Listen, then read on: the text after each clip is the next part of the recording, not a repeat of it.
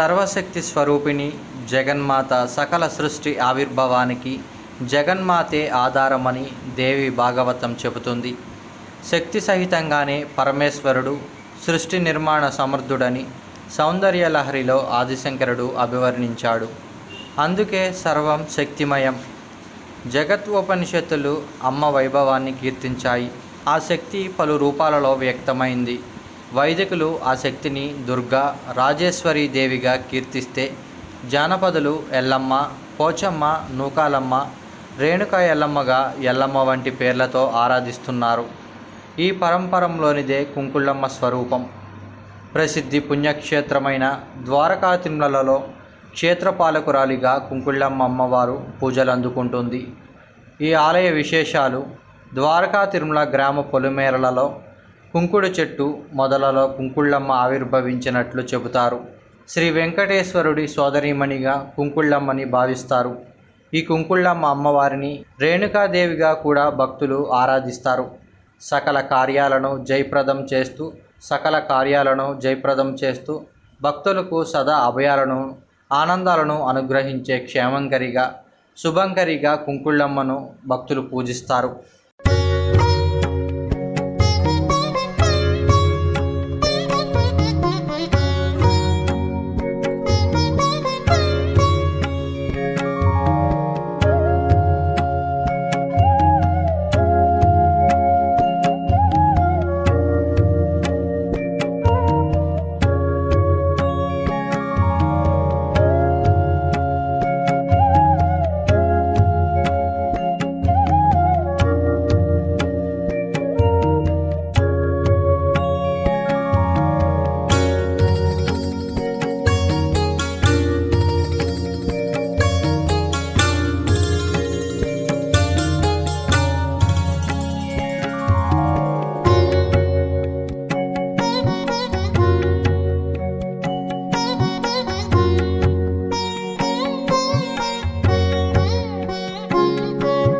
ద్వారకా తిరుమలలోని కుంకుళ్ళమ్మ ఆలయం విశిష్ట శక్తిధామంగా అలలారుతుంది.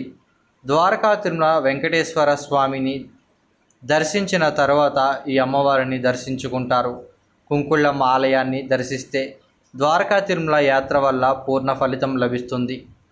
సువిశాల లోగిలలో వెలసిల్లే ఈ ఆలయం భక్తులను విశేషంగా ఆకర్షిస్తుంది.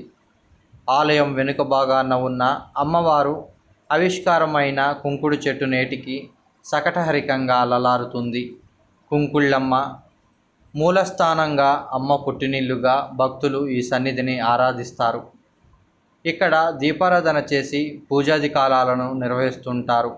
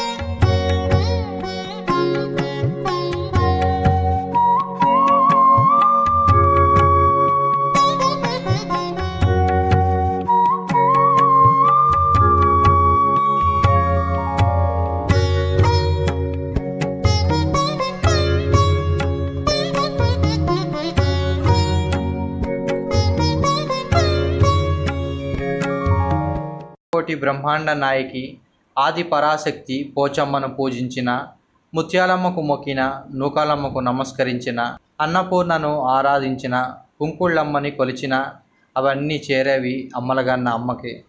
కుంకుళ్ళమ్మకి క్షేమాంకరి అని పేరు ఉంది. ఈ అమ్మని రేణుకాదేవిగా కూడా ఆరాధిస్తారు. కొలిచిన భక్తుల పాలిట కల్పవృక్షంగా కుంకుళ్ళమ్మ ప్రతీతి.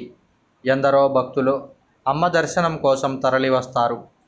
ముగ్గురమ్మల మూలశక్తిగా భావించే రేణుకాదేవిగా కూడా కుంకుళ్ళమ్మ ప్రసిద్ధురాలు. అందుకే దుర్జనులను దనుమాడే ఆయుధాలతో అమ్మ దర్శనమిస్తుంది. ద్వారకా తిరుమల శ్రీ వెంకటేశ్వర స్వామి ఆలయానికి ఈ సన్నిధి ప్రతి శుక్రవారం దివ్యాలంకరణలతో అలలారుతుంది. సకల కార్యాలు శుభంకరంగా మంగళకరంగా అభివృద్ధి కావాలంటే ఆ శక్తిని ఆరాధించాలి, శరణు వేడాలి. సర్వకాల సర్వ వ్యవస్థలలోనూ ఆ అమ్మ కరుణ మనపై ప్రచురించాలి. అందువల్లే సంవత్సరంలో 2 సార్లు అంటే వసంత నవరాత్రులలో, శ్రీదేవి శరన్నవరాత్రులలో అమ్మవారి స్వరూపాలను ప్రత్యేకంగా ఆరాధించడం సాంప్రదాయం. ఆ నేపథ్యంలో కుంకుళ్ళమ్మ వారి ఆలయంలో కూడా సంవత్సరానికి 2 సార్లు విశేష ఉత్సవాలు కొనసాగుతాయి.